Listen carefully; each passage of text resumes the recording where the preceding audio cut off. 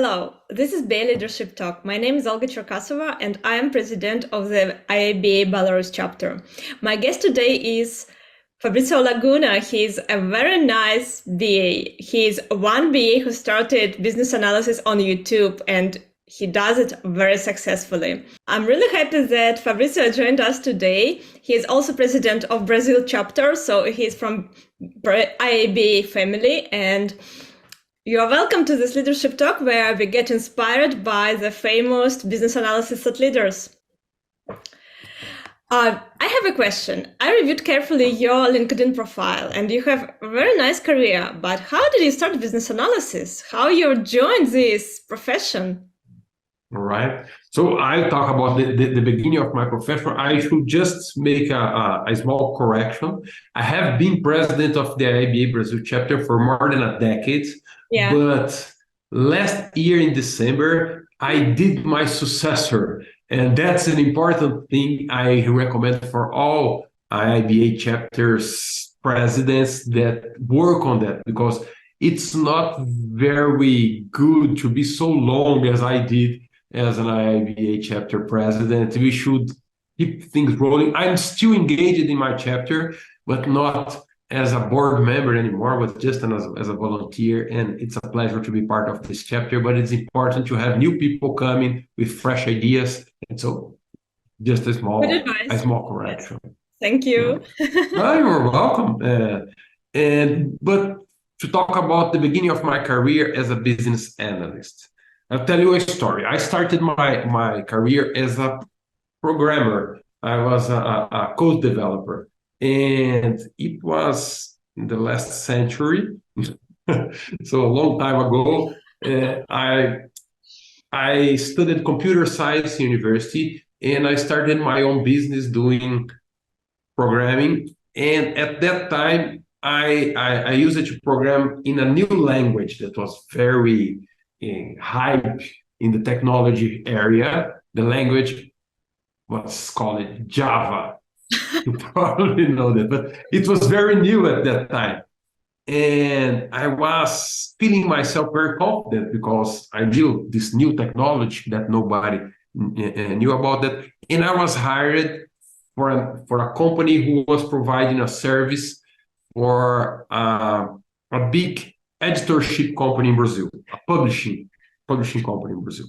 And they were developing this system. And there was this guy who acted as an analyst. At that time, we didn't call business analyst, system analyst, just analyst, right? Remember, we're talking about last century, before IIBA has ever begun. So we just use it to call them analysts. And this guy used it to conduct workshops and meetings with all the stakeholders, understand their needs, and provide me with a list. We didn't call requirements at that time, but we just called a list of things that I had to do and developing in the source code. He did all the analysis and I used it to do the code. And I used it to look at that guy. He was very older than me. He had white hairs. He probably had at that time the age of my father. And I always thought about, will I be able to still working in IT when I have his age? Because it's so hard to keep in track of technology. Technology changes so fast. I'm now, I use it to say, in the hype of technology, programming in Java, but will Java be available 20 years in the future? Will this be the technology that people will be using to develop source code? I'm not sure. And I use it to see the name of the guy was Luis. I use it to see Luis's skills and saw that his skills were not based on technology. He knew how to deal with people. He knew how to decompose business problems and transform those business problems in useful specifications of what needed to be done. And he could do that in a way where he found an agreement between all stakeholders that was the necessary stuff. And I thought that was amazing. And I started to realize that I maybe should change a little bit of my mindset. At some point in this project, Luis had to go for another project. And he said to me, Fabricio, today forward, you are going to be the responsible for interviewing the users and defining the specification. Let's call it the requirements. He didn't use this word, but that was what it is. And I said, but Luis, I'm not an analyst. I can do that. I'm just a programmer. And he said to me, Fabricio, learn this lesson. An analyst is just a programmer who had a lot of issues in his career. So if you want to keep your track in technology, you must learn how to do this. And I really understood and got that for myself, that I should open my skills to treat with people, to understand needs. And I started at that moment developing myself as an analyst. While the years came forward, that came with other names. I learned business analysis, I learned IIBA, I had the opportunity to make a certification in business analysis. I was the first Latin American citizen certified as a business analyst professional. And that was in 2008 already. And so there was a lot of my career after that. But I always remember about those tips that Luis gave me and how that changed my mind, that I should invest my learning in skills that are not so volatile, but stuff that could stick in my career and be useful, and I still using those skills today. You know, you discovered a story how you became a business analyst from being a developer. For our members in Belarus and in Eastern Europe, it's probably not so popular. People who are developers, they would prefer to stay in development. Yeah, some of them switch into business analysis, but majority of people prefer to start business analysis because they don't need to develop.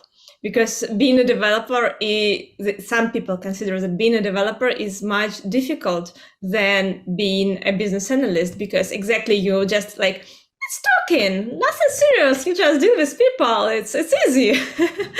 Yeah.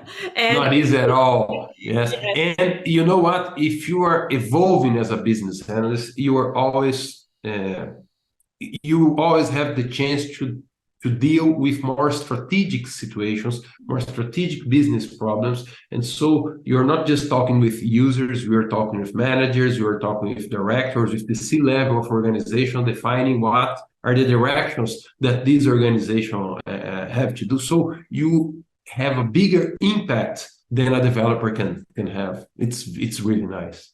It's really nice, yeah. And you also mentioned one topic, I want to pay attention to it also. You said like technology changes too fast. Technology changes, and you need always be up to date, but business analysis is also changing. And how to be up to date with business analysis? Because even, for example, when I was certified in 2016, not many years ago, it was just CCBA and CBAP certification. And now I'm even not sure that I can calculate all the types of certification we have. So it's more additional certifications. That means that more skills are needed for a BA to be successful. So how to be up to date? Well, first of all, subscribe to the Brazilian BA on YouTube. So you can watch my videos and be up to date with new trends and a lot of ideas about how to be. Belarus Chapter YouTube channel also. Yes, of course. But in a broader sense, I would recommend that everyone also become an IIBA member and try to follow the publications, the articles and everything that IIBA have promoted. Try to be part of a community of BAs. The Belarus chapter has a nice community there. We also have the IIBA Brazil chapter here for our community who speaks Portuguese. So try to be part of a community and try to engage in their conferences, professional development days, events, weekly events. And so like this kind of stuff that we are doing right now, this is a very good opportunity to be on track of what is changing in our profession. But as a personal perspective, something that every professional should think about is try to see their career in a T-shaped model. And so there is a basis that every business analyst should be aware. I would say business analysis provides a basis for every profession, and you should be very skilled about how to deal with people, how to align strategy to operations and to delivery, and how to manage collaboration between teams to enable change in your organization. There are something very basic. And there are some specialization that it will depend of each one. Like there are some people who would like to specialize in software development. That's just one of several specializations. There are some professionals that are specializing themselves in business intelligence. And how can I use data to enable better business decisions? That's another specialized area. There are some people who are more specialized in business processes and business process management. We have some experts in business architecture. How can I develop the overview of the whole organization? We have some specialists that are appearing right now about artificial intelligence and how can I use artificial intelligence to help my business to do better, to get better outcomes. So you can look for different perspectives in how you do business analysis and try to find what's your niche. Where are you going to develop? It's very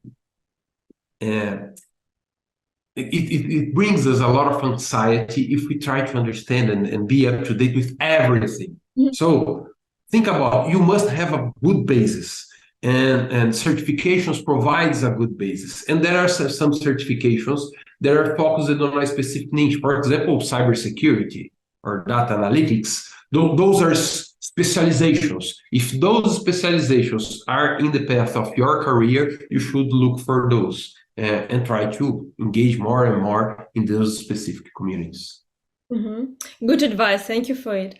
And I have a different question. You mentioned, and I know that you have a video on your channel about how ChatGPT or artificial intelligence can interfere the profession. Or I also had some fears that ChatGPT can replace business analysts at all. I don't agree with this opinion, but what do you think? I don't agree with this opinion as well, but ChatGPT can definitely take the place of those people who are just doing copy and paste, or who are just doing operational things, which are not knowledge tasks. That is just something repetitive. If you're just repeating what you do all the time, that's something that we can automate and we can substitute by technology.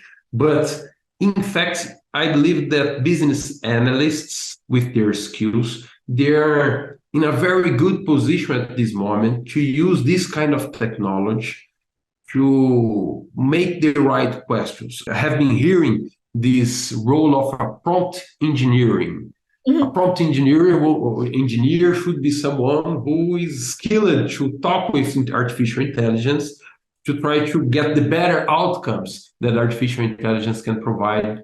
And that is really aligned with making good questions. And I see that business analysts are very good on that situation. But I see that these technologies will be able to enhance very much our profession. They will be able to connect a lot of different perspectives that today we are dealing in business analysis. I would say that business architecture is part of it. Product development is part of it.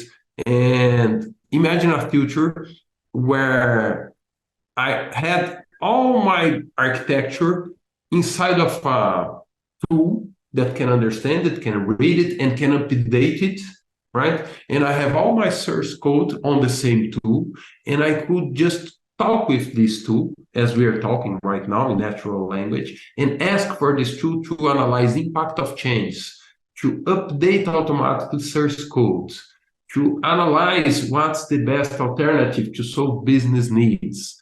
And just talk with that tool that architecture could be updated, those source codes could be updated. The skills necessary to make these conversations are very more related to the skills of a business analyst than with any other profession. So I would say that coders are more dangerous to lose their jobs than business analysts. And probably the way we code today is very different from the way we use it to code 50 years ago, when people were making holes in cards to make a program and they had to learn very specific commands. Today, we program in a very higher level language. Mhm. Programmers of the future will program just talking with the computer. Did you see that movie Iron Man, the first one from I Marvel? I don't remember, probably. I don't. Yeah, well, What Tony is it Stark, about? who is What is it about? Give me the plot. huh? Give me the plot of it. I can. Right. So Iron Man is a superhero from Marvel, Uh-huh. and he's this very rich man, a very scientist, very clever, and he has this computer called Jarvis. And he just chat with this computer to create his armor, which is the armor of Iron Man. And the computer can understand what he's talking and create different, not just source code in that case, even machinery and everything, but the way that Tony Stark, which is the Iron Man, the hero in this story, talks to the computer is the way that we are going to talk with the computer in the future. We need very clever people, like Tony Stark was a very clever scientist, to talk with the computer. And the abilities these clever people must need or must have to talk in an appropriate way with the computer is related to business analysis. We must be able to articulate business and to articulate problems, needs, and understand different options and send instructions for a computer or for an artificial intelligence in a way that is clear, undoubtedly, and consistent. Yeah, and deep enough, because if you ask something wrong or too high level, you will receive so superficial reply from ChatGPT or artificial intelligence. I watched a different movie. I don't remember the name. It's like last year, probably last year movie. It was about a man who lived in post-apocalypse world, and he developed an artificial intelligence robot, and he traveled with it. And also he communicated with this machine, and the machine was quite smart, not extremely smart, but smart enough to manage basic operations. And even this machine was possible to drive to drive the car. So it was like able to learn. So it was also an interesting movie about how Uh, people can interact with machines.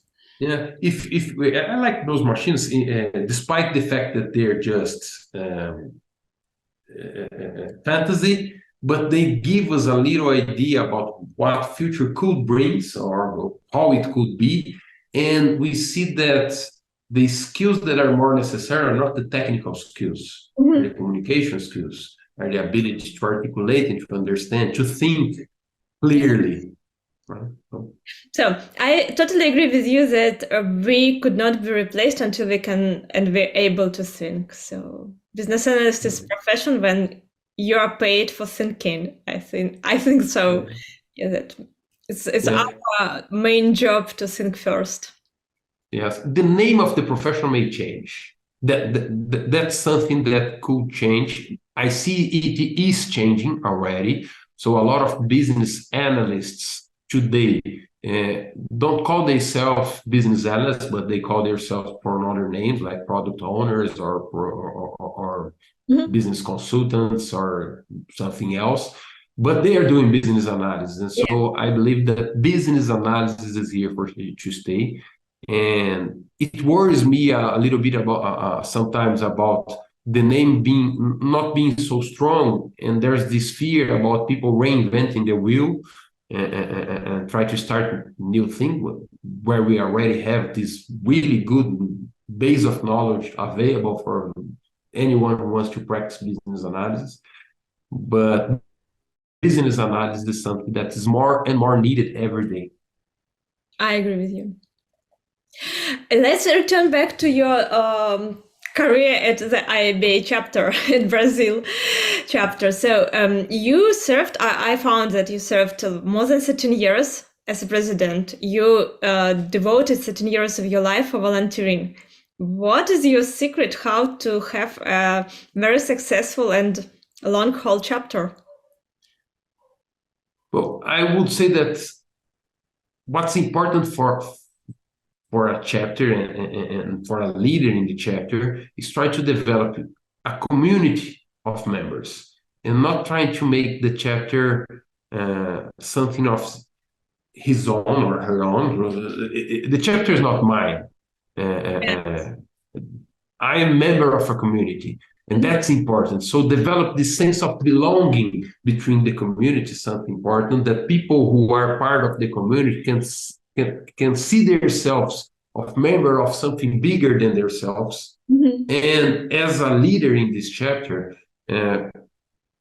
probably the best way to do that is being a servant leader, someone who helps anyone in this community who wants to help to do what they are waiting for. So instead of creating barriers for those who wants to work in the chapter, try to find out what do they need to do whatever they are available to do or they are willing to do. Some people just appears and they say, "Oh, I would like to engage and be a volunteer." And I always ask, "What do you want to do? What do you think our community can benefit from your participation?" And some people want to promote the community, and so let's make this person a social media manager or something like that. Some others like to do surveys, and they can do a salary survey or a professional survey and share that knowledge with their community. So we have community members who are writing articles, community members who give speeches in our events, community members that holds our social media presence. We have a lot of different opportunities, and those opportunities were not all created by the chapter leaders, but they were supported by chapter leaders, but created from the community in a natural way. So try to create these environments, life environment, where everyone is part of it, like a live body independently, and everyone have a role on it and try to get it right. I believe that's probably my suggestion. This is very hard, really hard leadership work to create this kind of environment. The hard part of it is that you are not you cannot control it very much. It's not controllable. And so you must lose the illusion of control. It's not in your hands, right? It's kind of hard because we're engaged. We want things to succeed, and sometimes you to bring it. But if you can do that, I believe that's the best way. Yes, and you should inspire people to have the responsibility and ownership of these activities. Yes, that's the hard part. Yeah, that's hard part. All right, your extremely good channel, YouTube channel, the Brazilian BA, really helpful, a lot of good advice, a lot of good interviews. I strongly recommend everyone to watch videos there and learn with Fabricio. And I have a question. You interviewed like most famous BAs all over the world. What did you learn from them? What are their secrets? Well, I'm not sure if that's a secret, but if we would look for all those BAs or those top leaders that are sharing their video in my YouTube channel, I would say that all of them have a passion. And this passion, sometimes I could call it a passion for business analysis, but I would say that's something more than business analysis as a discipline, but the value that business analysis brings for an organization. So I would say that all those thought leaders would recommend to anyone to take the responsibility for transforming the business that you are in, whatever business it is, in a collaborative way. So that you, instead of being the center of business analysis, try to foster business analysis in the organization you work for, and try to develop these mindsets that is guided for business value in every person. So instead of just being the responsible for the business analysis in your organization, try to develop business analysis as a shared mindset in your organization.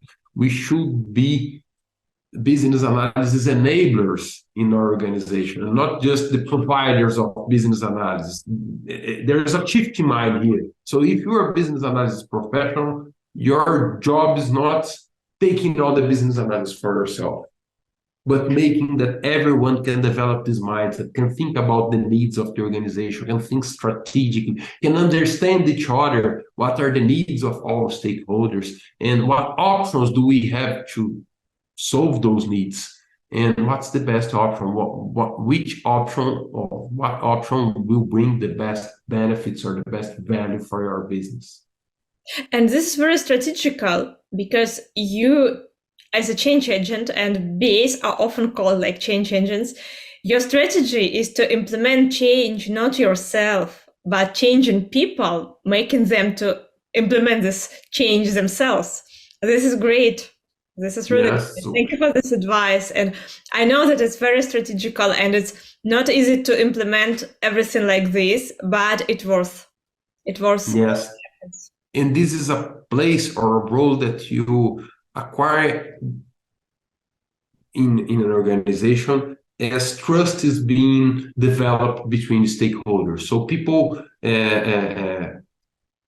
by the way you act, they can understand that you have a goodwill about solving those needs. You're not, usually as a business analyst, you're not there working to solve your own problems. You're there to solve the problems of others, of stakeholders, of customers, of employees, so you're trying to understand what are all those needs, and people understand, if you act accordingly, that you are there in goodwill. You are there doing this job in a way that can benefit everyone. So they start trusting you more and bringing you those opportunities to discuss strategy. So usually business analysts start their career in a very operational level, and as they're building, they go building trust between those organizations. They start being called for more and more strategical opportunities. So it's a career that must be developed.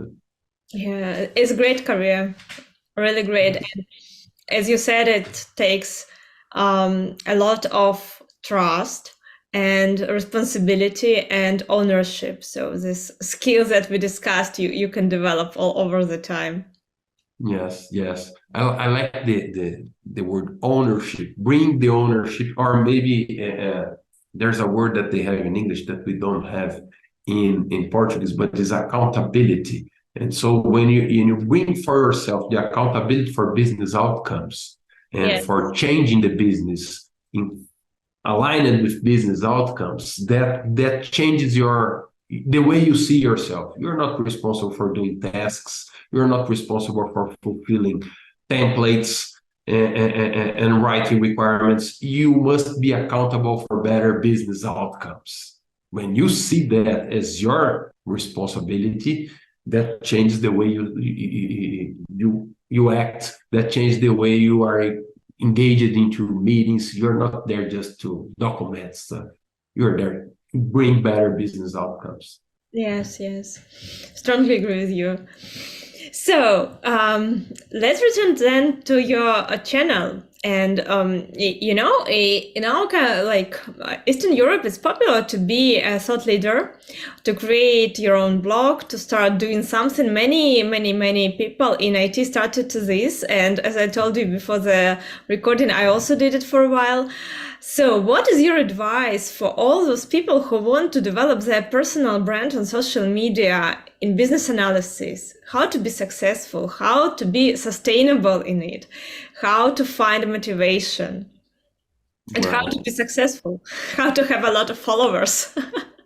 yes, I wish I could know it better, so I would have even more followers. So, yeah, but what I can share is my own experience about that.